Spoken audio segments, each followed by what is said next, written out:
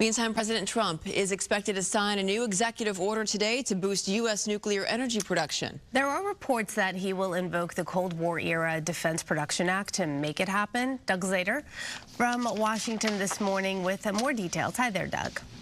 Roxia and Jen, good morning. The White House is trying to usher in a resurgence of nuclear energy to keep pace with growing energy demands in this country.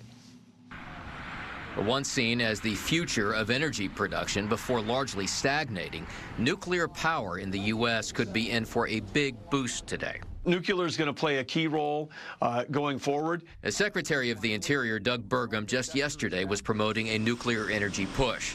And now Reuters reporting that President Trump this morning may sign executive orders to give nuclear energy production a new leg up. We are lagging. If we're behind China in AI, our sovereignty, our national defense is at risk. Last week, Energy Secretary Chris Wright told Congress that new energy sources are desperately needed for the power-hungry development of artificial intelligence. The U.S. may be losing ground to China when it comes to nuclear, but building new plants in the U.S. can be extremely difficult. Look for today's orders to try to pare back a thicket of federal regulations.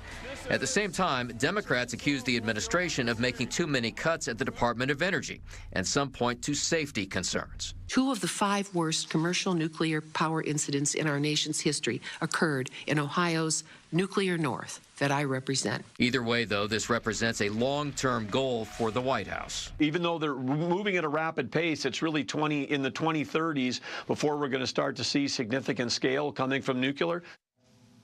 Yeah, it would be a while. We'll see what the details look like when the president signs these orders as expected later this morning. Obviously, nuclear power has not been without controversy over the years. Proponents of nuclear energy say the technology is much better now, much better and much safer. Back to you guys. It does seem that beefing up national security is a top priority for the Trump administration. He was talking about that Golden Dome, which he says he wants to complete within the next 3 years.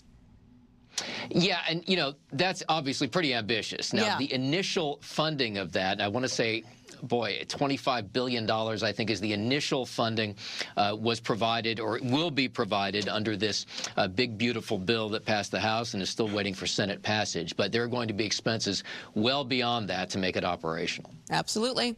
All right, Doug Zader for us there in Washington. Thank you. Thank you.